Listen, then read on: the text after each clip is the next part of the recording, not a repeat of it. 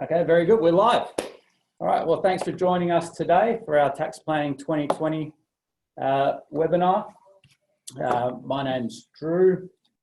I'll be sort of the host today, alongside my colleagues Simon, Christine, Ben, and Mike.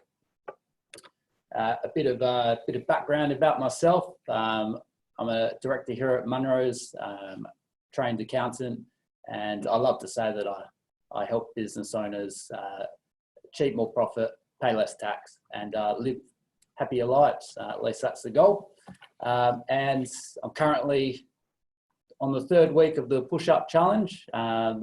Very much looking forward to finishing up the last 750 push-ups and hopefully raising a bit of money to help support Headspace and the mental health support. I'm just going to turn off the video now so we can all focus on the slides. So before we get going, not everyone would be familiar with Munro's. So just a bit of a background on us. We're WA's go-to for world-class accounting business success solutions. So we're very much a team of accountants and business advisors. And some of the stock and trade stuff that we do is we prepare tax returns, of course, and financial statements for small to medium-sized business, mostly.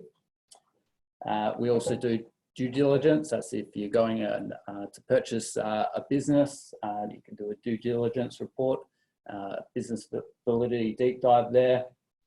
We also have a number of farming clients over here in WA, and some of the exceptional work we do there is on succession planning.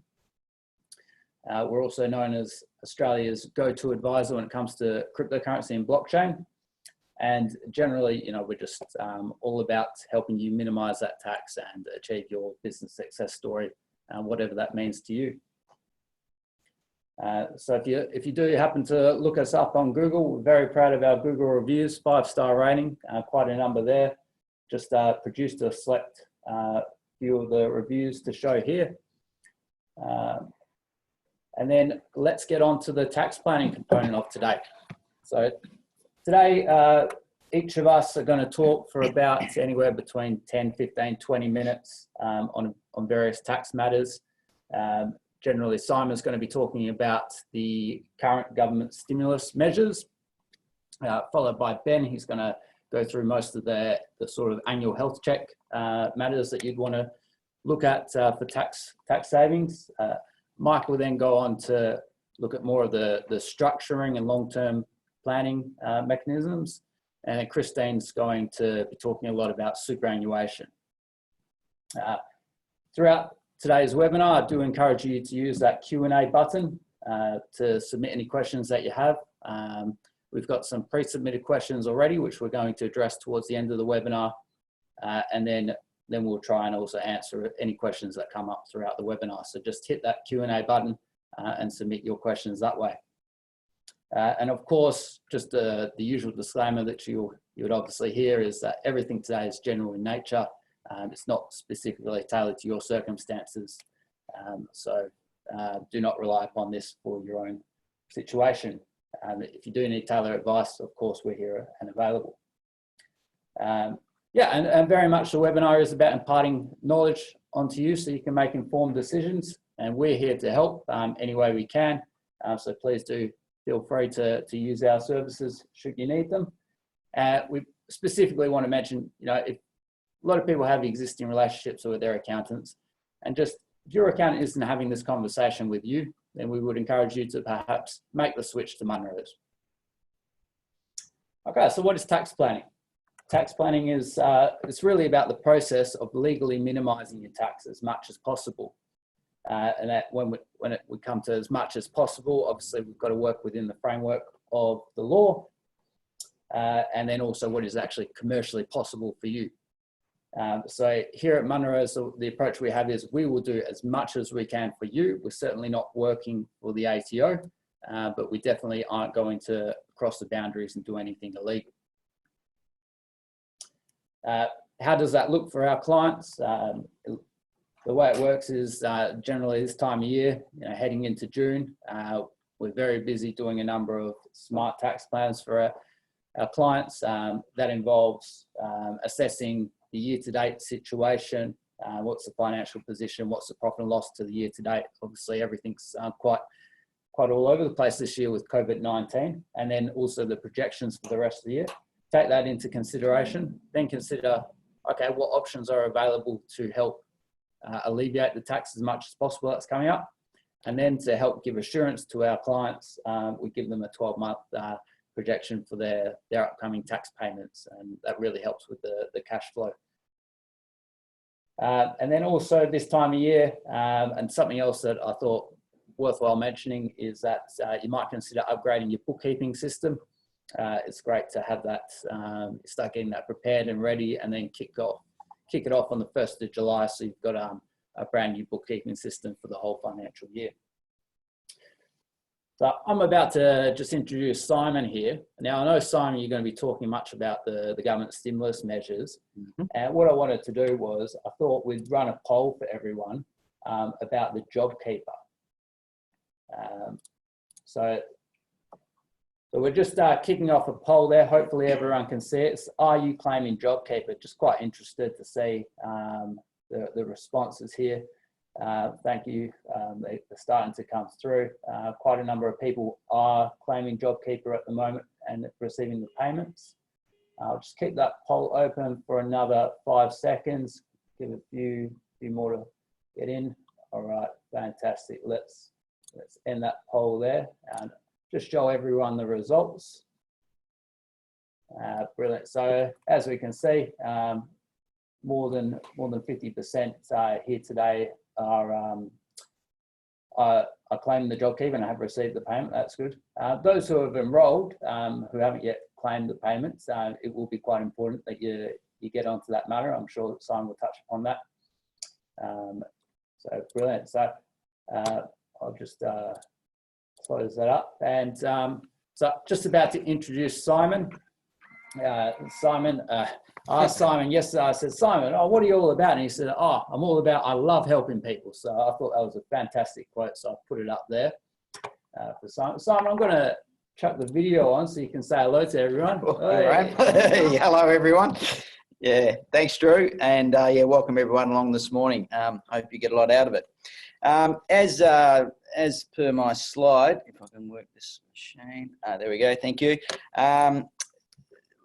I'm going to talk about the tax implications and planning opportunities around the government stimulus measures announced in connection with COVID-19. And look, it's fair to say the government has been throwing a fair bit of money around. Not as much money as they thought they were going to throw around, as you might have read recently, but still there's a lot of money and incentives floating around. So I'm just going to talk you through those and just give you some background and how you can take advantage of them. So certainly around the JobKeeper scheme, there's been a lot in the media, and we've certainly been putting a lot of information out there around how to claim, etc. And essentially, it's a subsidy payment of $1,500 per employee per fortnight, and that's set to run until early October. We here at Munros have been flat out in April and May, dealing with helping businesses really with firstly determining their eligibility to the scheme, and then lodging their first claims for April, and we're starting to see a lot of that money come through. So as per the slide, yes, JobKeeper enrolments are still open. We have until the end of May to enrol and then lodge claims for April and May. So we're fastly running out of that time frame. You can always enrol later, but it just means you can only claim for less months going forward. And an interesting point there that I'd like to make is it's not just employers who can claim. A business being carried on by a sole trader, partnership, trust or company can still qualify and claim JobKeeper even if they haven't got any employees.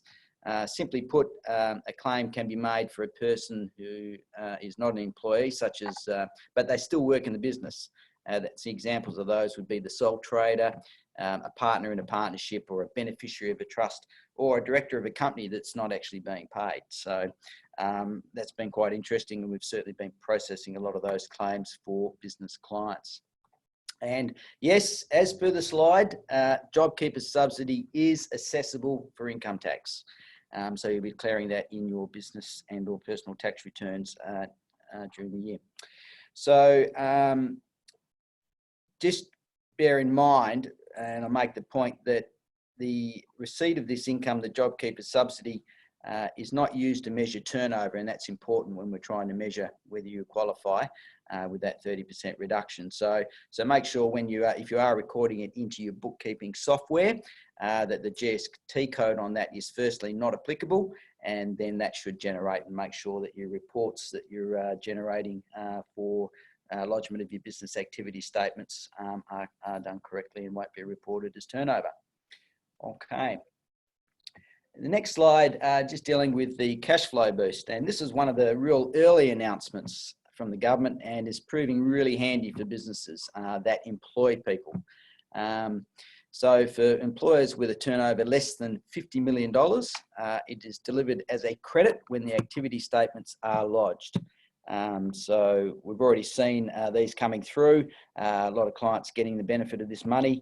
There's a minimum credit of $10,000, and it can get up to $50,000, and basically the credit, so the minimum's 10 grand, but essentially the credit's equal to whatever you've withheld from your employees or employers' PAYG withholding, so between March and June 2020.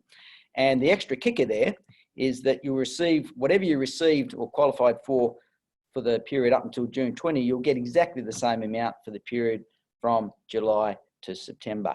So effectively that minimum $10,000 to $50,000 is doubled, and so the minimum credit over the next 6 months for those employers will be $20,000 up to $100,000 in credits available.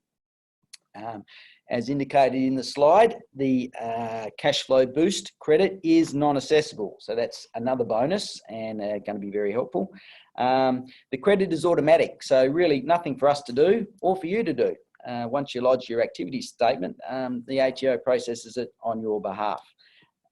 Now, with reporting that income in your business, we've made the decision that we'll leave all those income payments or the boost, cash flow boost receipts in the profit and loss statement, and simply we'll just go about adding those back on the tax return to make sure that you don't pay tax on those. And for those recording those in the boost payments in your accounting software, I've had quite a few queries on that, how to record it. The GST code there also not applicable, and so it doesn't get reported in your business activity statements as turnover. Oh, Simon, we've just actually had a question from Don around the cash flow boost here. Although it's, I'll just reduce it down a little bit. Although it's a tax-free payment, what's the situation if it lands in a company's accounts? Don rightly points out it lands in the retained profits there. So does it have to come out as an unfranked dividend eventually? It could well possibly come out as an unfranked dividend, depending on how long your business or company has been running for. Of course, if it has been running for a number of years, it's more than likely to have excess franking credits sitting in there, so you should be able to pass it out as a franked dividend anyway. So yeah, but there need to be a little bit of planning around that. Thanks for that question, Don. Was it Don? Yeah, good work. Good question, Don. Okay. So moving on to the next slide, ATO deferrals. Yeah, so the ATO has announced a number of temporary administrative measures as a result of the COVID-19, and some of these will be of fair bit of interest to you, I reckon. So firstly, our team here has been having some great success in getting any interest and penalties remitted. So I'd be surprised if you do pay any interest or penalties on late payments going forward, particularly as a result of this COVID-19 and the stress it's putting on cash flows. So you should be able to get these remitted, and of course, you know, if you are having any problems there, then feel free to contact us, and we'll have we'll assist in any way and help any way we can in getting those remitted for you.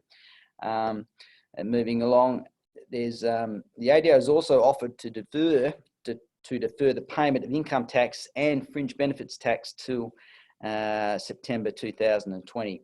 And also stopping any interest accruing on those accounts as well. So that's quite a good initiative there, and something you can take advantage of it. So if you are struggling in making these tax payments, you need to reach out to the ATO and ask them to give you that extension. The experience that we've had is they've been granted straight away, and with little problems. But if you do need some help there, then certainly you can reach out for us if you need that help.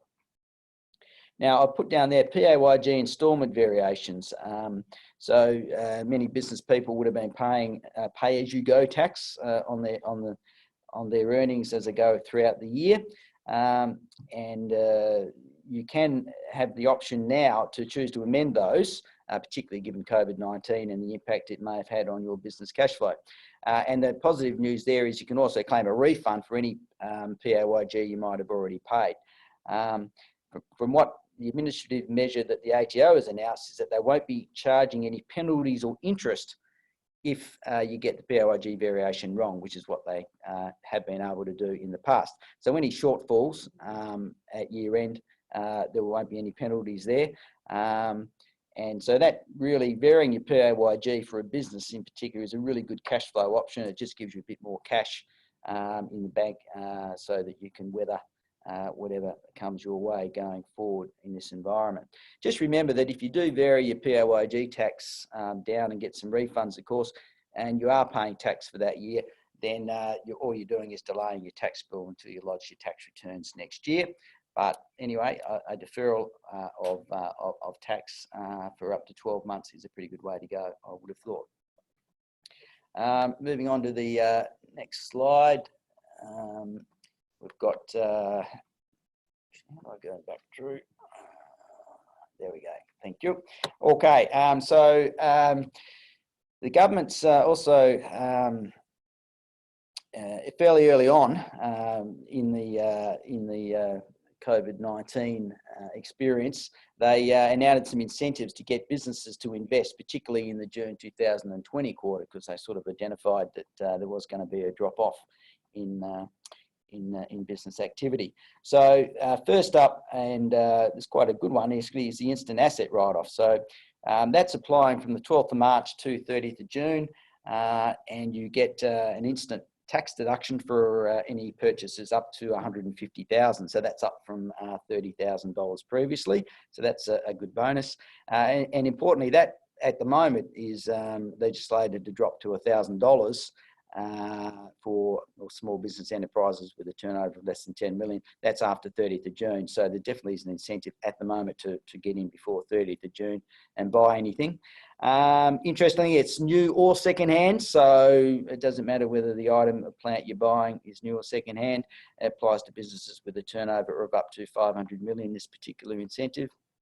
And so they really do want you to spend some money on plant and equipment before 30th of June. Now, I've written there, installed, ready for use. Importantly, to claim it, say this financial year, it really needs to be, well, this is the only financial year you can claim it. It must be installed and ready for use before 30th of June 20. So that is a key there. So just check your contract dates and stuff. Even if it's ordered before 30th of June, before 12th of March 20, which is the start date, but you actually install it after 12th of March 20, but before 30th of June, you can still get to claim it. So that's a bit of a bonus there as well. Now for those small business entities, and that actually applies to the majority of clients at Munro's here, then if the general pool balance falls below 150,000, then you can claim the balance of that this financial year as well. So that's another quite a good incentive and bonus that's come out of this particular measure. And for those interested in buying cars for your business, just bear in mind that yes, they will qualify, but you have got that cost limit, which basically, if it's a car, you can only claim up to a maximum of $57,581 anyway. So just keep that in mind. So if you are buying something a bit more expensive than that, you are limited in your claim. And what else have we got? We've got accelerated depreciation. This is another incentive announced as well. Quite a good one, I think.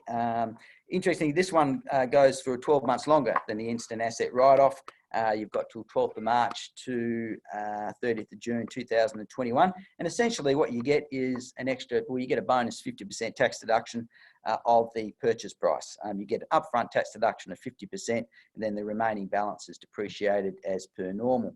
So I've written there SBEs, that's a small business enterprise, can deduct 57.5% of the asset cost in the first year. That's simply because you get your first 50% out of this measure. The balance goes into the pool, another 15%. If you work that out, it works out to be 57.5%. And for those larger entities who aren't small business enterprises, SBEs, obviously 50% of the initial cost, and then the usual depreciation on the remaining 50%. Very important point, it must be brand new. So it doesn't apply to second-hand equipment, this one. And it must, asset must first be used or installed ready for use between 12th of March 20 up until 30th of June 2021. If you're committed to buy that new bit of plant before 12th of March 20, you're contracted to buy it but didn't install it until after 12th of March 20, unlike the previous measure, you won't get to use this incentive to claim that because it only applies to stuff ordered after 12th of March. And that's pretty much it. So yeah, there's a few incentives there. The government's done pretty good, I think, in handing these out, and hopefully you can take advantage of those in your business. Thanks for your time. Any queries come through, we'll deal with them as best we can. Thank you. I'll hand you back to Drew. Thanks very much, Simon, for that quick update on the stimulus measures. So up next we have Ben. Ben's a principal here at Munros. He's a specialist at business performance management and tax minimisation strategies. So I'm just going to pass over to Ben now to run us through everything. Thank you, Drew, and good morning, everyone. As Drew mentioned, the next part of the webinar will be going through various tax planning methods that we put into practice to achieve the best tax results possible. So first up, we can consider the timing, both in relation to timing of income, which is generally the invoicing out to customers. So that's quite an effective tool actually to possibly put some income back into the following financial year. But of course, you always want to consider your own individual circumstances or the circumstances of the business. In generally speaking, deferring your income is going to defer the tax which you'd be liable for on that income. You've also got to weigh it up against the cash flow needs of the business, of course. But in certain circumstances, for example, if you're expecting a large capital gain in a future year or future years, for example, then the alternative may apply. So you may actually consider bringing forward income if, so a common example of that would be a capital gain from, a large capital gain from an investment property, for example. Alternatively to that, we've got the timing of expenses. Generally, you'd want to consider bringing forward those expenses to get the tax deduction before the current 30th of June. This is particularly useful for expenses which are going to be incurred anyway in perhaps those early months in the following financial year, July or August, for example. So if you know that those are coming up, then it's a very handy technique to bring those forward to get the tax deduction in that earlier financial year. And just lastly there on the slide, another common example is with the June superannuation. So most people, I think, would be aware the super's due for June by the 28th of July, and the special rule applies for superannuation, so that it's only deductible when it's actually been paid or received by the super fund. So a handy tip there is to actually pay that before the end of the financial year to make sure you get the tax deduction 1 year earlier.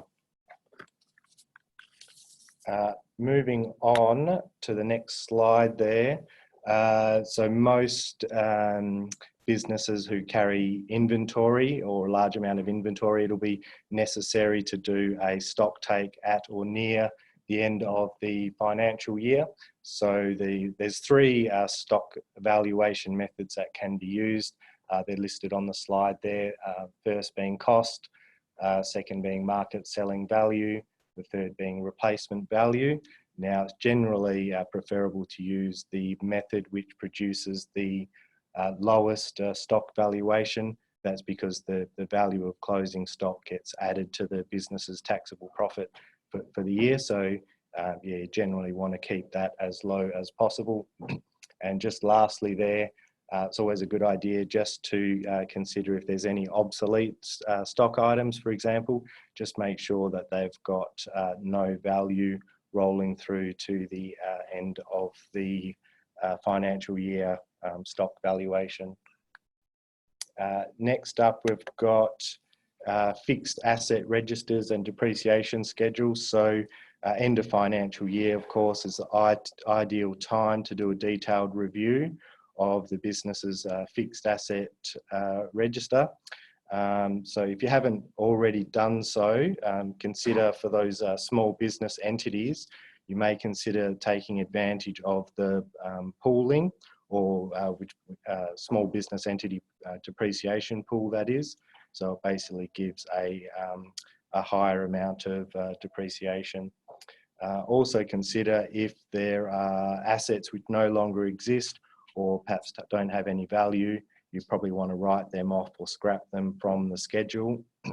It's also a perfect time to review and perhaps reassess any asset effective lives. So particularly useful for any large ticket items, for example. You can possibly adjust the depreciation rate that applies to those assets. And just lastly there, if you have made any purchases of land or property, you could consider getting a tax depreciation report. They're done up by a quantity surveyor, for example, and basically they just identify items of or depreciable items which might be in place at the property, so to basically maximise your depreciation claim.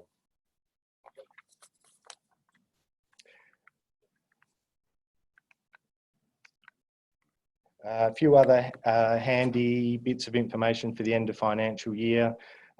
You can consider making some prepayments in the lead up to the end of the financial year. So this is very, very useful for small business entities because they can claim deductions for prepayments as long as the period the prepayment relates to is less than 12 months. For any businesses who are not an SBE, then the regular prepayment rules will apply to those. Just in relation to staff bonuses, these are generally only deductible when they're paid to employees. So very special rules apply to claiming a deduction for a bonus if it's only been accrued. So that generally won't be the case. So the tip here is that if you're planning to pay staff bonuses, consider putting those through before the end of the financial year. And just lastly there, in relation to bad debts, these of course unfortunately happen from time to time. So end of financial year, another ideal time to just review the book, see if there's any non-recoverable items sitting there, and make sure that they're written off and that write-off goes through before 30th of June. That'll make sure you're eligible for the tax deduction in that financial year. And just an additional tip there as well, to consider if there's any GST, which you'll need to adjust on that which has been written off. Moving on to the next slide, that's in relation to loan refinancing. So of course we've got quite low interest rates at the moment, and a lot of clients we're seeing renegotiate and reduce their interest rates. So yeah, it's obviously the best tip to make sure the bank or finance company is giving their best possible deal. If you don't ask, you generally don't receive. That of course helps the cash flow of the business through reduced ongoing interest costs. Now a little bit of a tax planning tip, which can be used as a bit of a backup. If all other options have been exhausted, you can consider prepaying interest on loans for up to 12 months in advance. So if that does apply to you, consider speaking to your bank representative. I'm quite sure they'd be happy to receive interest in advance. And just lastly there, with relation to borrowing costs, these are of course capital in nature, which would generally mean you can't get a tax deduction for those. These include things like loan establishment fees and any legal fees in relation to the borrowings. There is a special rule, however, which allows these costs to be claimed over either the period of 5 years or the life of the loan, whichever is shorter. Moving on to the next slide is just to do with some general tips in relation to tax planning and minimising taxes. So the first there is in relation to logbooks. So these are particularly beneficial for newer vehicles which have a high amount of business use. So as a typical example, with if a logbook is kept, we have seen circumstances which increase the tax deduction from about $3,000 per year for the vehicle up to about $8,000 or $9,000. So it's quite an effective strategy, that one, to keep a logbook. The requirement of a logbook is that it has to be for a period of 12 weeks. So it is a rather inconvenient thing to have to keep for the 12 weeks, but they do last for 5 years, provided that there's been no major change in relation to the use of the vehicle. Next, the ATO's recently announced that home office expenses, there's been an increase to the rate which can be claimed. So it's a bit of a shortcut method to claim the home office expenses. That's of course been triggered by the increase in working from home arrangements. Just a little bit of a word of warning there.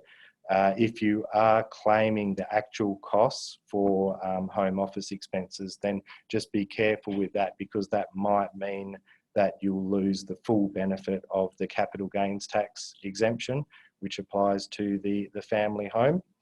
And finally there, in relation to charitable donations, if you are considering making such donations, it's usually a good idea to bring those forward, or just make sure they go through before the end of June, so they can be included in that tax year.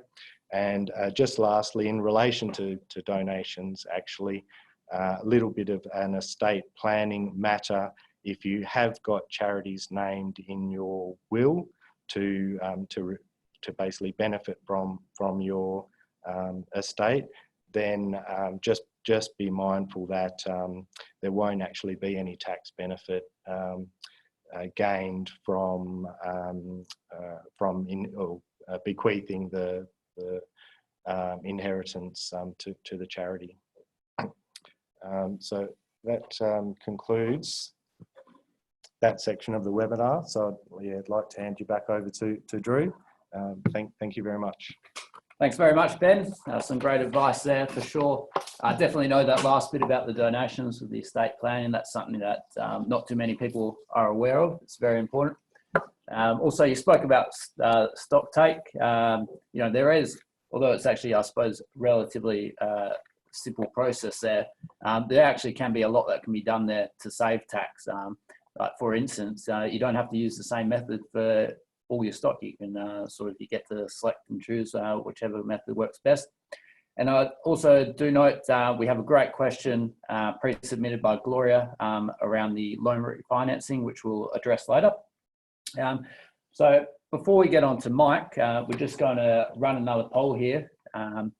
We've got about 35 people on the line. So that's fantastic. So we're just going to run another poll. This poll is about what size business you are. It's really going to help Mike tailor his section about the tax planning, because it gives us a great idea around what size businesses are here and what can be done, because different size businesses have different mechanisms that they can use in the tax system. So we see quite a number of responses coming through. Thanks very much.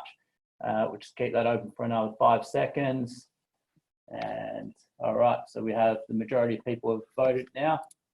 So just end the polling and share the results with everyone. So that, as we can see there, quite a number of people are small business entities on the line, mostly just around less than 2 million in turnover, a few in the, I suppose, relatively small stages of their business, perhaps growing or getting into growth, at least one larger business here, and a couple who aren't running a business. So that'll be very helpful for Mike.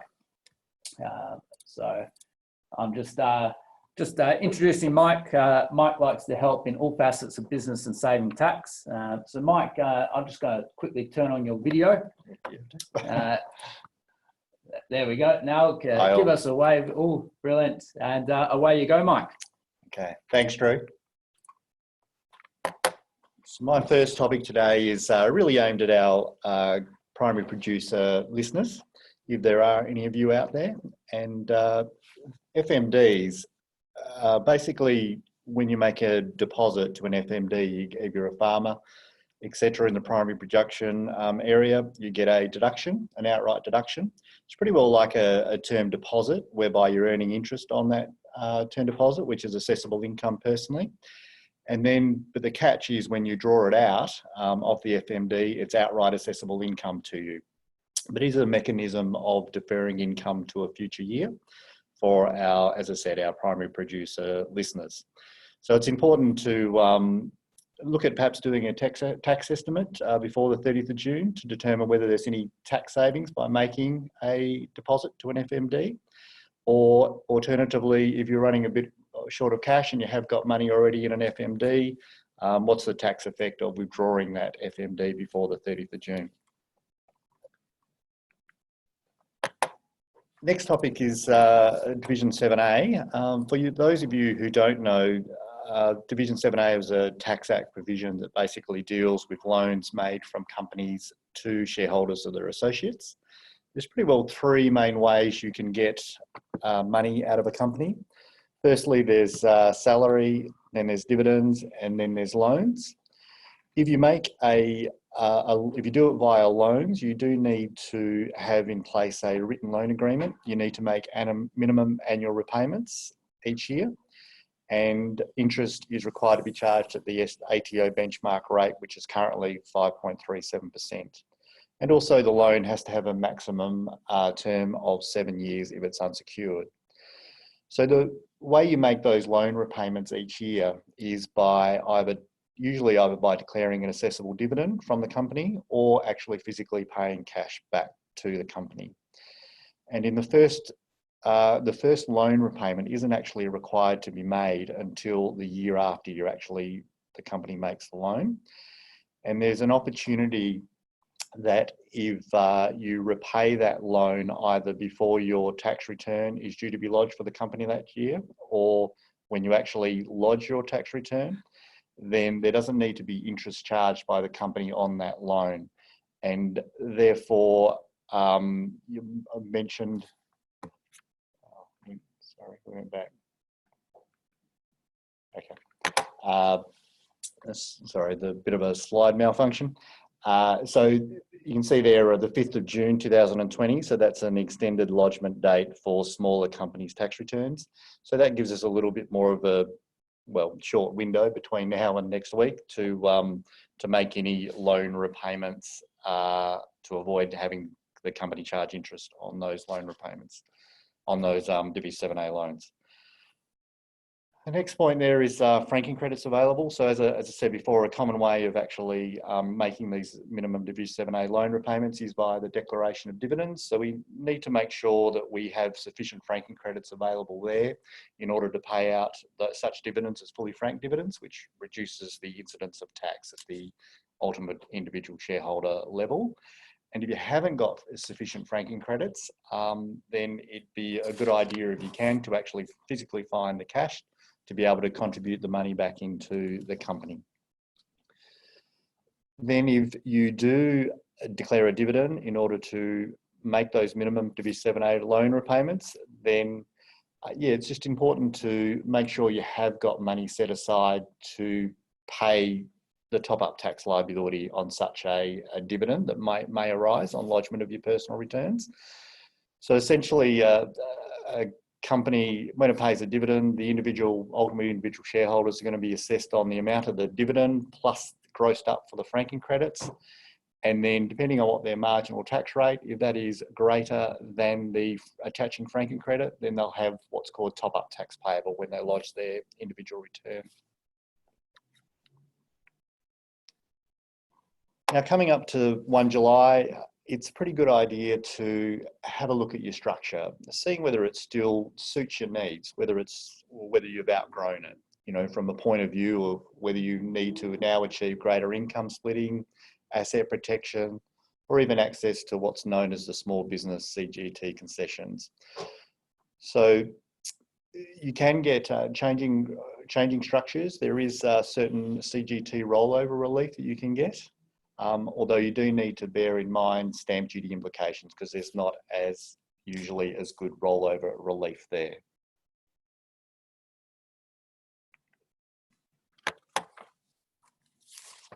Moving on to trust distributions.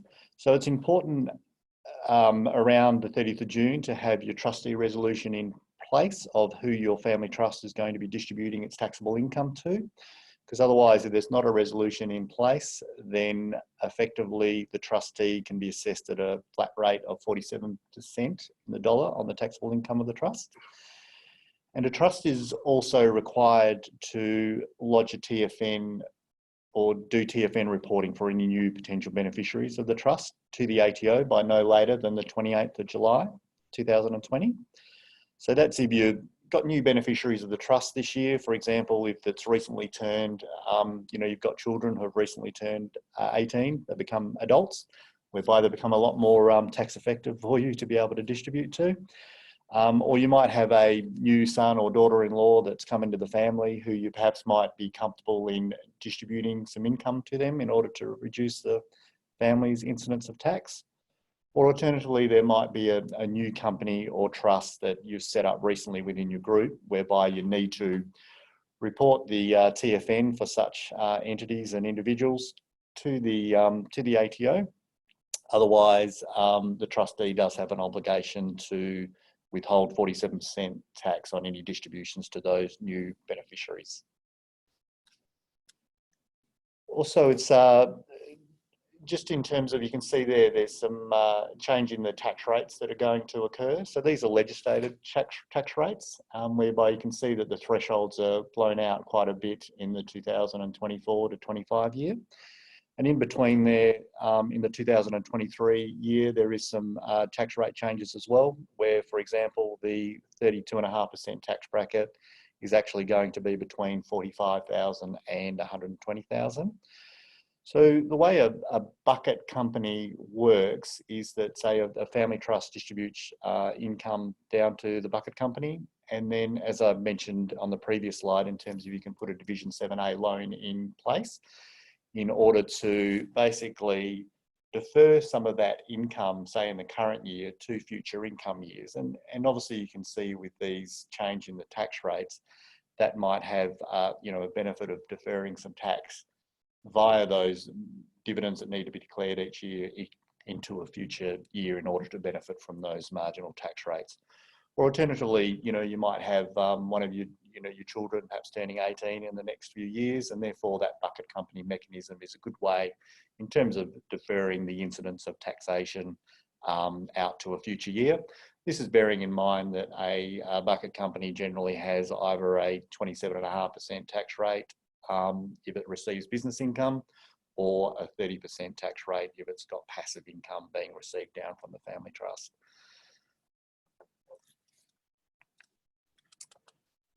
Moving on to small business concessions. So these are really great concessions if you're looking at selling your business in the near future.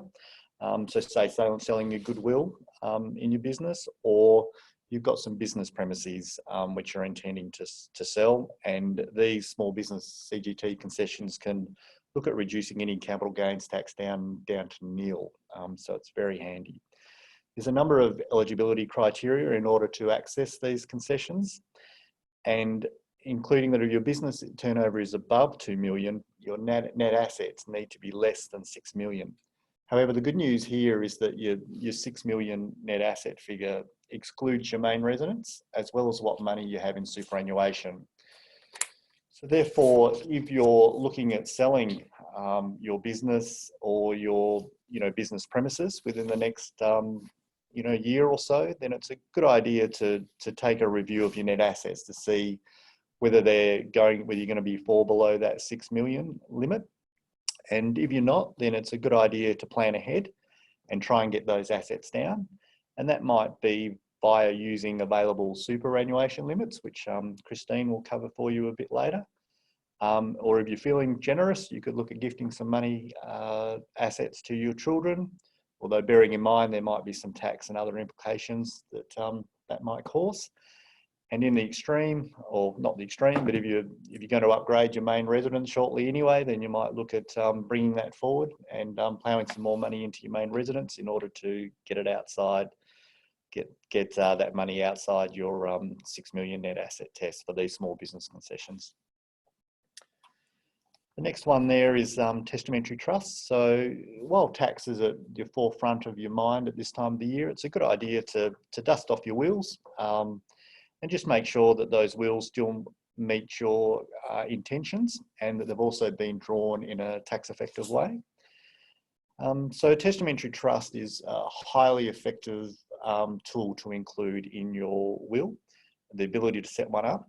So a testamentary trust is created on a person's passing, or can be created on a person's passing. And the benefit of these trusts is that if the assets from your estate go into these trusts, then the earnings on those assets can be distributed to children below the age of 18, and those children do get the benefit of the same adult marginal tax rates as what you and I do. Whereas this is as opposed to if a child below the age of 18 receives a distribution out of a family trust, then pretty well they can only earn $416 before they get hit at the 47% marginal tax rate. So yeah, so particularly if you're leaving your inheritance to your kids, and hopefully by the time you pass away, they might be earning decent incomes, or they might be set up in their own right, and therefore they have got their inheritance to be able to invest. Then a good idea is to have at least the ability within your will that they can have the choice of putting that money into a testamentary trust, in order that they might be able to split the earnings on those monies, earned on those monies with perhaps their children or even their grandchildren, hopefully by then as well.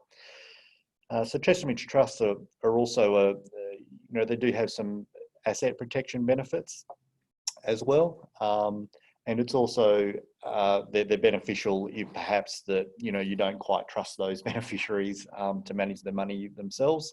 Then you can have other people managing the money on behalf of the beneficiaries via a testamentary trust arrangement. My last topic is to do with those of you who perhaps have holiday homes, or perhaps for our country listeners, you might have a private house up or unit up here or down here in Perth. And it's just important to keep in mind that you only have one main residence that is capital gains tax exempt.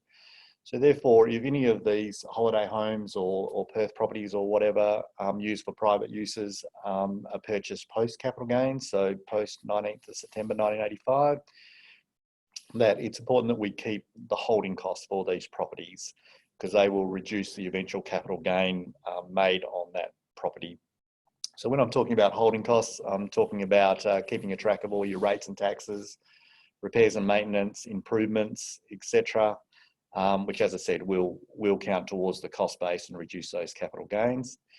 And also, even if your current main residence, if you're thinking of perhaps letting your kids, you upgrading your house and letting your kids live in that one or whatever, then again, because you can only ever have one main residence, it's important to also keep a track of all those expenses as well, because there is a pro rata calculation if there is a switch between main residence and becoming a rental or not used as your main residence. So it's a good idea to keep a track of these expenses, because it's a lot better doing that now as opposed to trying to reconstruct them, these records 20 or 30 years down the track. So that's it for me, and I'll hand you back to Drew. Thank you.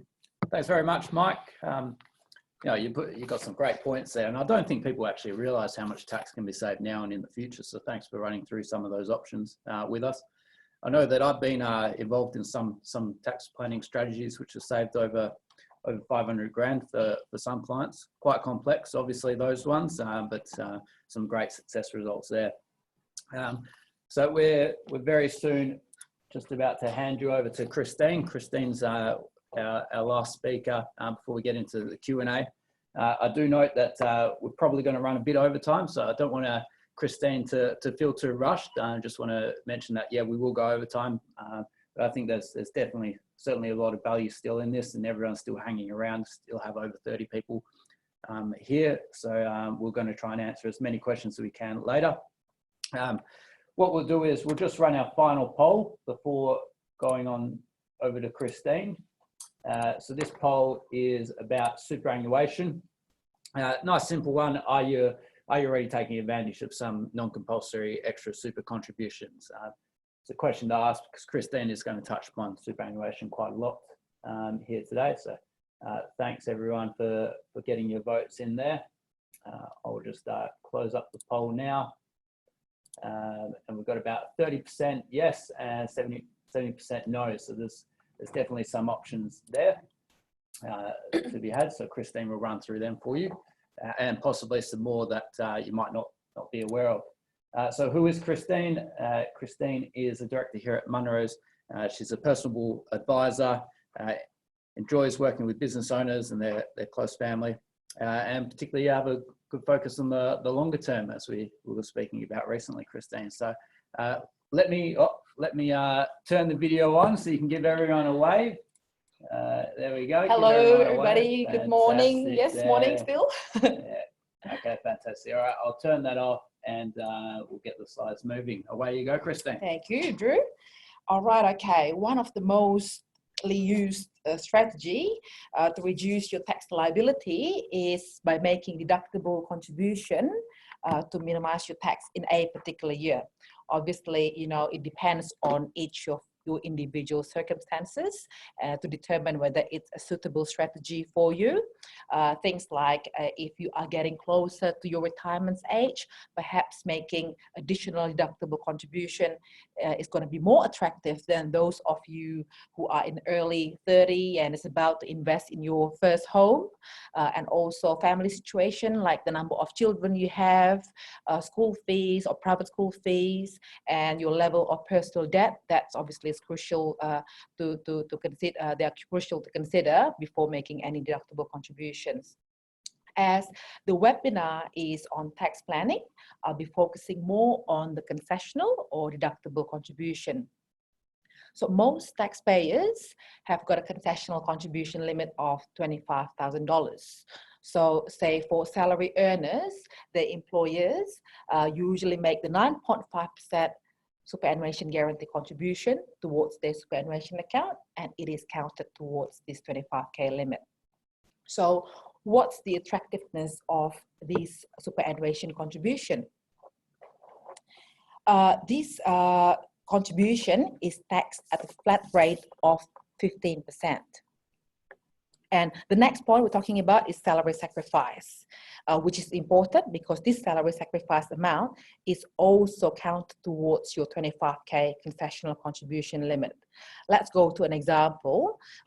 Say an employee earning 150K in salary, he or she can enter into an arrangement with the employer to have, say, $10,000 of their salary sacrificed into super, so that the 10K is taxed at that flat 15% rate, while the reduced 140K is taxed at the individual marginal rate of tax.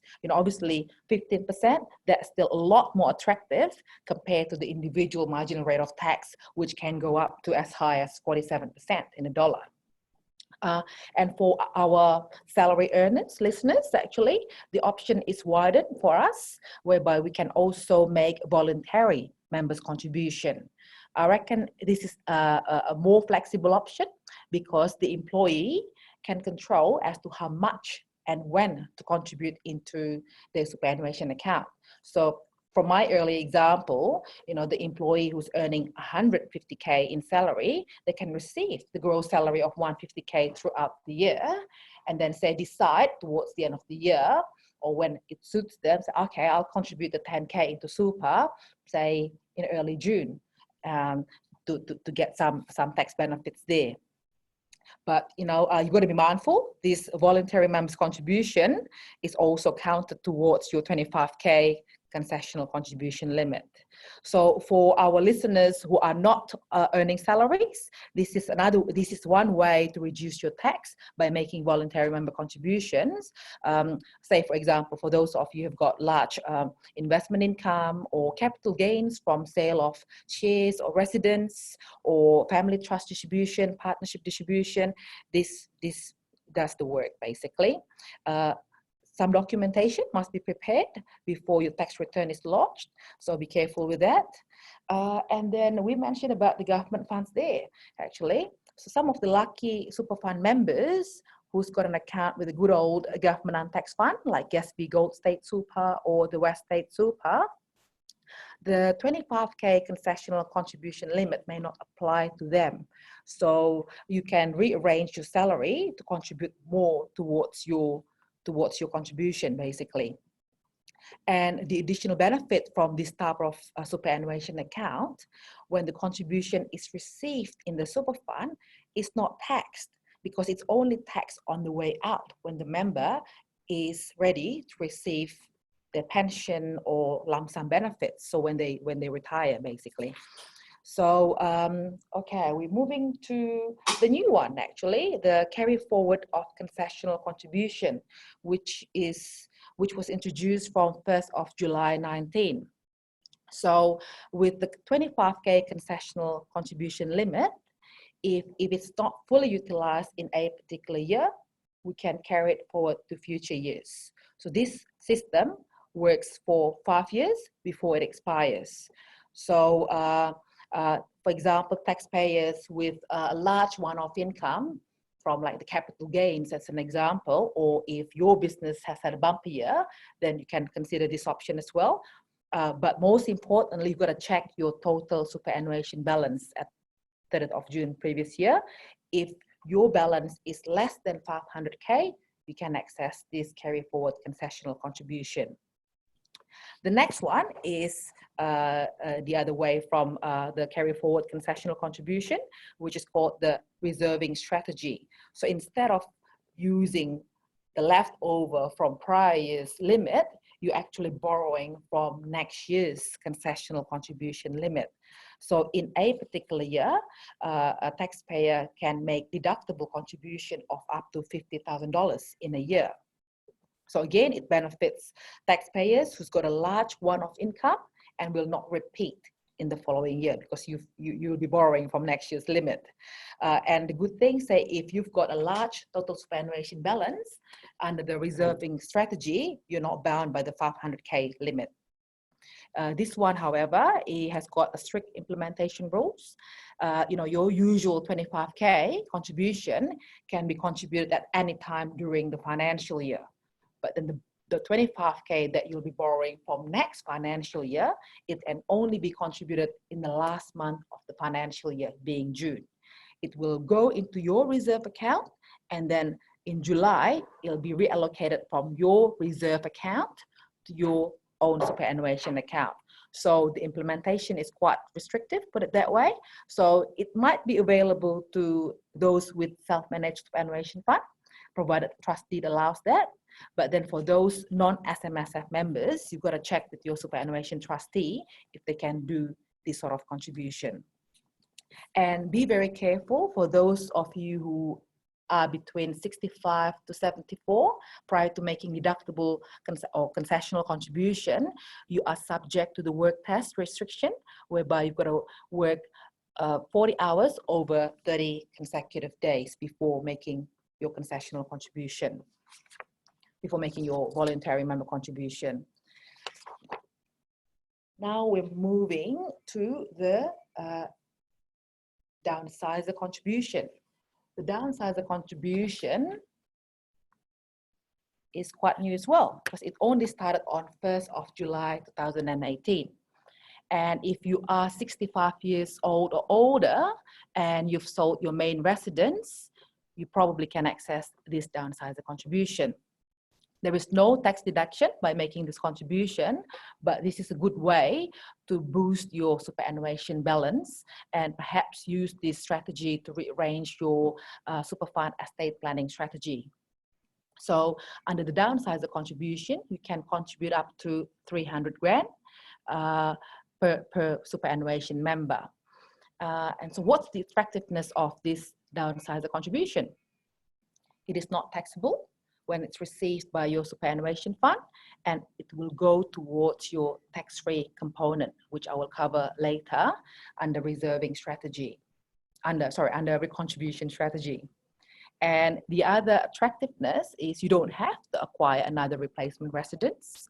And even if you acquire a replacement residence, you don't have to acquire a smaller one in size or or lesser in value. You can even upgrade to a fancy penthouse facing the river and still make these contributions, provided you have the funding capacity. So if the house is registered, say, in your name only, even though it's only in your name, your spouse, provided he or she is 65 years or older, they can also contribute towards this downsizer contribution. So you can potentially contribute up to 600 grand from this downsizer contribution. Obviously, there are other restrictions before accessing this contribution. The ones worth mentioning include, the home that you own by you or your spouse. You must have owned it for 10 years or more prior to the sale, and your contribution must be made within 90 days from receiving the proceeds. Usually it's 90 days from settlement. Now we're moving on to the Division 293 tax. This one was introduced by the government a few years ago. So usually our concessional contribution is taxed at that 15% rate. The Division 293, it levies additional tax of 15% on top of that 15% contribution tax. So all up, concessional contribution can be taxed up to 30%, which is still lower than the individual marginal rate of tax, which can go up to 47% in dollar. This Division 293 tax, it only applies to high income earners. So those with adjusted taxable income of more than 250K. So careful planning is important. Say if you have a family trust with a few beneficiaries, where possible, you need to rearrange your distribution income to avoid triggering this Division 293 tax. Now we are moving to superannuation pension. Okay, commencing a pension. Commencing a pension is optional. You can keep your superannuation benefits in the accumulation account as long as you wish, but you can only access your superfund benefits when you've met one of the conditions of release. Usually it's retirement, like reaching the age of 65 or say if you're between 60 and 65, and you've left your current employment arrangement, you can convert your benefits from accumulation to the unrestricted non-reserve benefit, basically. And so what's the main incentive? So why do you want to start a pension? You know, when you start that pension, the investment income derived by your super fund that's supporting your pension will become tax-free. No tax payable at all on your super fund's dividends income, interest, including capital gain as well. And also the other benefit, you know, if you are 60 years of age or more, your pension drawdown, the amount that you're pulling out from your super fund, when received in your hands, it's not subject to your individual marginal rate of tax. So it's tax-free as well in your hands. So for those of you with, like Mike mentioned earlier, for those of you who's got larger taxable income in your personal name, say from investment income, where possible, you might want to contribute some of those assets into your super fund and start a pension so that you're shifting income in your personal name to a zero tax rate zone, being in your super fund pension phase. But for those of you who don't have much income outside super, and say you know you need the cash to fund or supplement your retirement income, pension is the way to go as well. So once you've started the pension, you must withdraw at least your minimum pension entitlement once a year.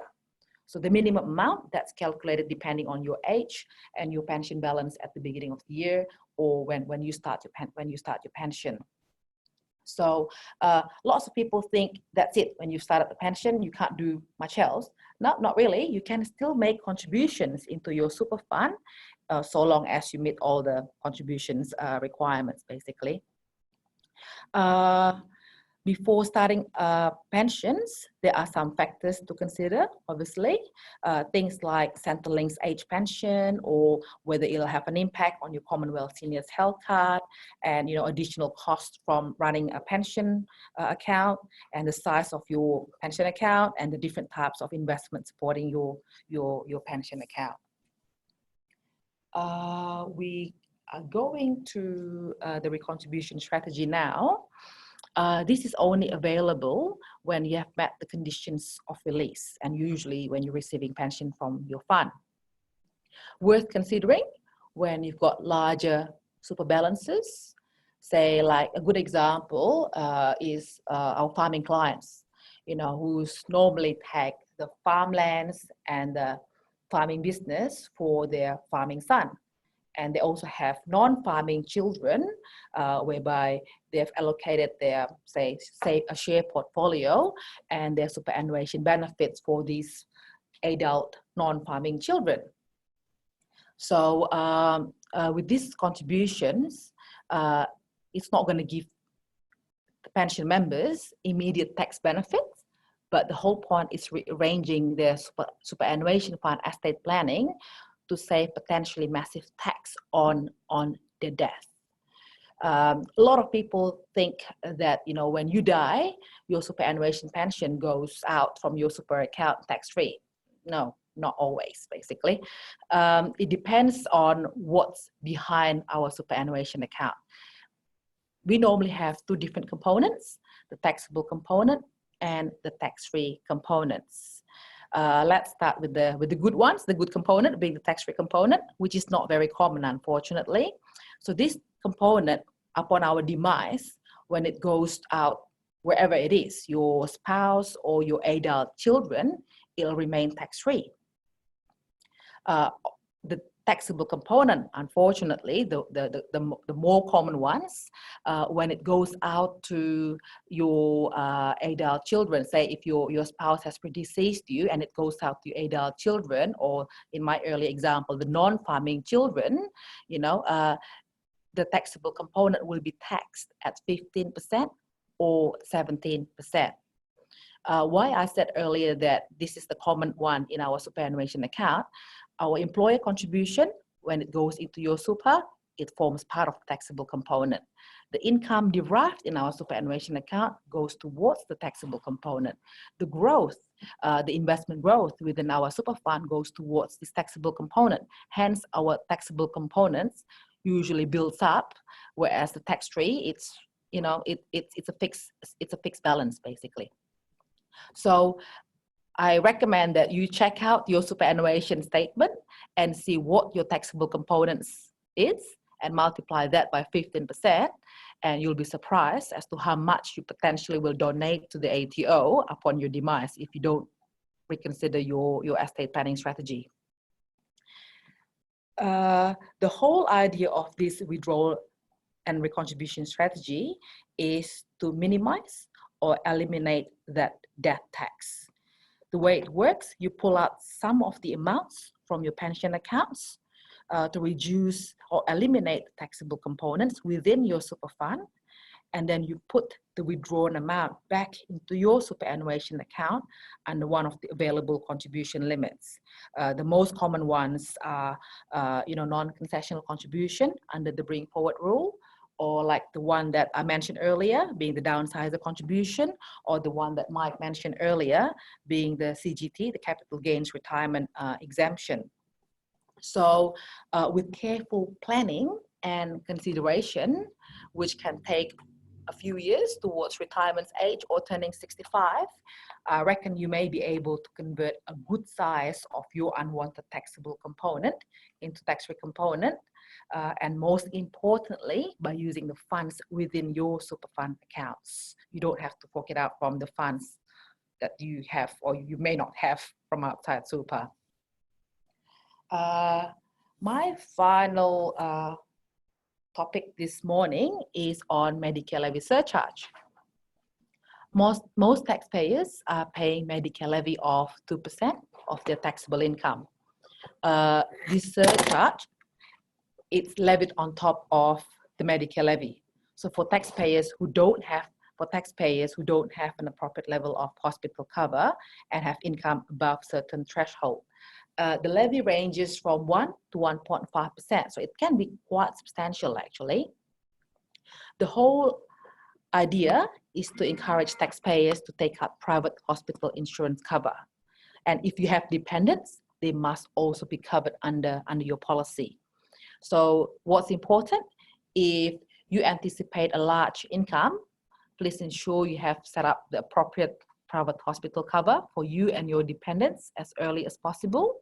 Or say, if you already have private hospital cover and are expecting an addition to your family, whether that be childbirth or new spouse or partner, please ensure that you report this event to your private health insurance so that your dependent is covered from day one. And another example, if you have older children who have been covered under the family's private hospital cover but are no longer considered dependent, and as an example, turning 21 but not studying full-time, your child may need his or her own private hospital cover. So I do consider this Medicare levy surcharge situation carefully for my family trust clients who have trust distributions and usually allocate a good size of the income to their young adult beneficiary. Yeah, that's about it actually from me this morning, and I'll hand you back to Drew. Excellent. Thank you very much, Christine. Fantastic information there. It must be very, very helpful for everyone because we still have over 30 people on the line, so that's fantastic. So I'm just going to switch my video back on. Hi again, everyone. So we're just about to get into the Q&A function, but just before we get onto that, let me make sure the slides are all working here. Okay, fantastic. There we go. Okay, yeah, I just wanted to mention, because we have been speaking a lot about tax at the moment, and it does drive a lot of decision making, but so should your purpose and vision. You know, why are you in business, who are you trying to serve, or why are you making certain investments? So it's a very important part to that is your purpose and vision. Always focusing on that. And since many of you are just coming across Munro's, I thought we'd share Munro's purpose. Munro's purpose is to help ambitious business owners and investors change lives for the better. So that basically means change your life however you like, or if you're really focused on your customers, how you're changing their life. It really is about how you can change lives for the better. That's most meaningful for you, and we're here to give the support for that. So some ways that we do this internally, and we also advise our clients to do this, is to look at your strategic business plans. I think probably no more important than ever than today and going forward is to look at those plans. We've had COVID-19 obviously impact us quite severely, so we need to look at those plans. How can we do the best we can over the forthcoming years to really get ourselves in a fantastic position? And when I say ourselves, I'm obviously talking about you as our potential clients. Okay, so I know a number of people have already submitted their questions. There is that Q&A button, so please use that. Of course, we have been recording today's webinar, so just another reminder that that's going to hit your inbox later today, hopefully. Later today, if we can get processed and up online. And then also, please, if you do want some specific advice here on your tax plan, June's the time to get it done. If you want to really minimise your tax, you need to get a smart tax plan up and running as soon as possible. Because if you come to us on the 30th of June and you want us to help you with a smart tax plan, we'll try and get the advice to you, but you might not be able to action it because sometimes you need a week, 2 weeks, 3 weeks of lead time to action it. So best to get onto these things as early as possible. So I'm just going to turn off the video again so we can focus on the questions. There we go. Okay, so team, what are the most common mistakes you see small businesses make? Obviously, there's probably potential to be quite a number of common mistakes. Maybe we'll go through a couple of those. Who wants to elect to take this one? Ben's going to help out. I will, Drew. Yes, thank you very much for that question. So, yeah, one of the, I guess, the most common mistakes which I regularly see is failing to plan for tax bills in the future. So in other words, usually there's a very long lag between earning taxable profit and having to pay the tax on such profit. So yeah, that is a very common mistake I see occurring. So the best advice there is to get a schedule from your accountant of the upcoming tax liability, so that can be incorporated into the business's cash flow budget. Fantastic. Thanks very much, Ben. Okay, so make sure the slides are moving. There we go. No one wants to see that bit at the bottom, so let's get rid of that. There we go. Okay, so we had another question. I'm an education agent. It's a GST question around commissions in this case. Really, what's the GST situation? I would say that I'll be presuming, without looking into this any further, that they would be potentially GST free as an export. But that question, I suppose, it can go a little bit either way, and you'd have to dive into the specifics of that. So thanks very much for that question. We have another one here. What are the ways to decrease getting taxed? Of course, that's what we've been speaking about today, a lot of that. Or use the money that we make in a more efficient manner, both as a company owner and a sole trader. We've got Mike here to help answer this question. Thanks, Drew.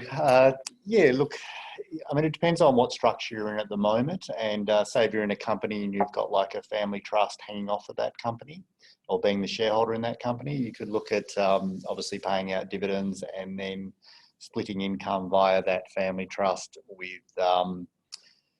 you know, your spouse, your children if they're adults, or you might even consider using your or your spouse's parents, siblings, anyone who you basically trust and perhaps won't be negatively affected by such things as loss of Centrelink entitlements, etc.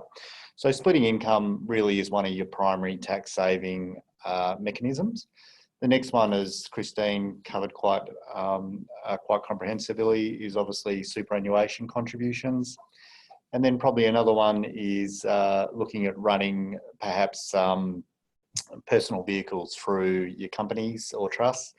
And what I'm saying there is that even if there's no business usage, the way the FBT system works, there actually is assumed business usage. So it's a number calculation game, but depending on, you know, the cost of the vehicle and all of those type of things, you know, there might be some benefit of running private vehicles through a company or trust. And then another one, you know, which I touched on before in my part, was perhaps using a bucket company. If you're, say, carrying a business on in a family trust, in order to defer some of that income into those lower tax income years, like particularly with bearing in mind the legislated tax rate changes that are coming up.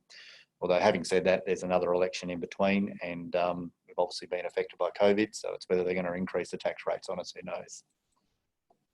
Excellent. Thank you very much, Mike. So this question is, I'm interested in the pros and cons of purchasing a company vehicle. Yeah, look, I might take that one again, Drew. Thank you. So, look, it depends. Like, I presume with that question, they mean that they're carrying on a business within a company or even a trust. And yeah, so again, as I mentioned in my previous point, even though that vehicle might be used for private purposes, there is an assumed deemed business usage under the what's known as the FBT statutory formula method of calculating the FBT implications on private usage vehicles. So you might even find that, you know, the deductions will outweigh the FBT implications. And particularly bearing in mind, as Simon touched on, you know, we've got these pretty good instant asset write-off provisions at the moment. But again, as Simon mentioned, you know, you're limited to the car cost limit, which is around about 57, 58K that you can write off as an outright deduction. By having the vehicle in the car, or by having the vehicle in the company, trust, etc., then you'd also be able to claim GST, assuming that that trust or company is registered for GST. But again, that is limited to 1/11 of the car cost limit. So it also really depends with these company vehicles. You know, also the logbook percentage comes into play, whether it is one or not. But yeah, look, it's again, it's a number crunching exercise to see, you know, whether you're better off with a car in a company or trust or outside. Well, thanks, Mike. Okay, so I have a query in regards to tax deductibility of funds withdrawn from home loan accounts to fund other purchases, i.e. private use or income producing assets. So this one's sort of a scenario one. So let me bring up the scenario.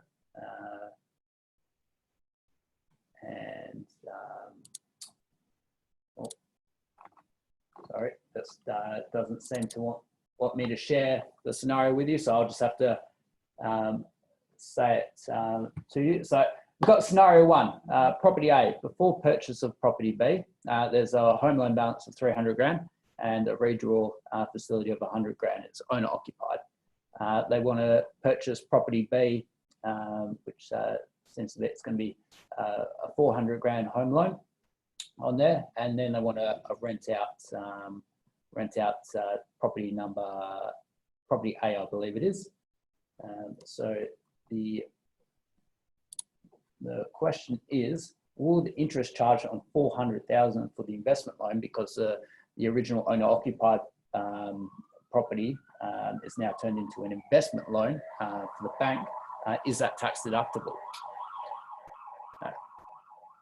So in this case, what's happened here is when it comes to deductibility of interest, it's really about what the monies were used for, not necessarily what is what may be mortgaged to the loan, or just however the bank defines the loan, whether it's owner occupied or investment. So a simple approach would be that the original 300,000 that's on that property A loan, it was to purchase that property. And then another 100 grand has been used. What was that 100 grand used for? I think property B. For property B, yeah. So property B, that 100 grand is used for property B, which is now the home. So that's attributed to the private use. So that part's not going to be deductible. But the 300 grand, that's for property A, which is now income producing. That should be tax deductible there. And then scenario 2 is use that rather than use that 100 grand redraw for a property user to purchase some shares, and then property A is rented out and changed to investment property. So is it deductible? The purchasing shares or managed funds, that's for income producing purposes, so that'll be deductible. And with property A being rented out, that interest is also deductible. So fantastic question there.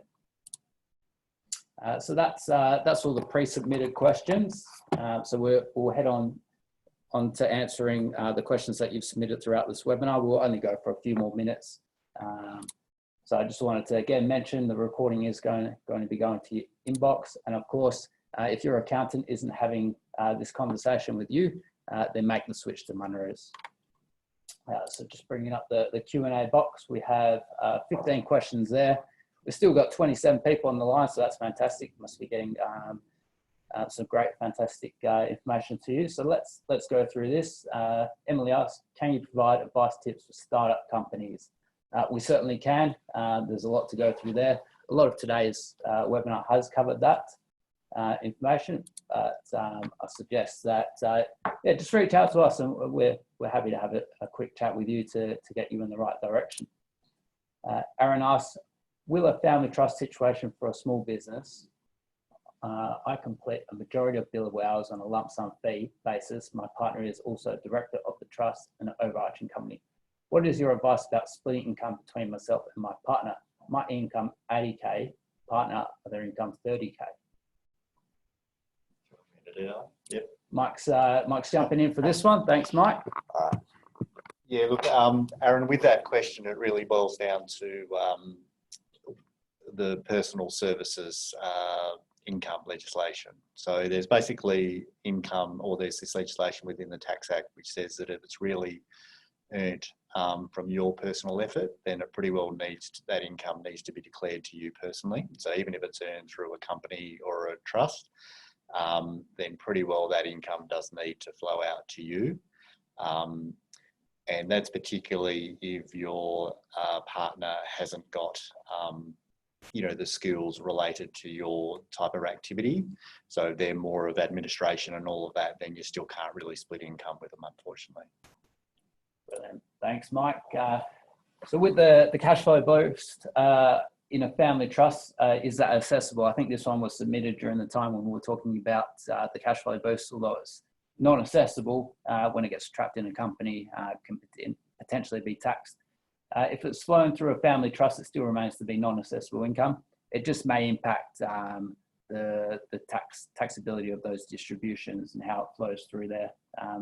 So it is important to be mindful of the impact that has on the trust distributions and how that impacts the flow through for tax purposes.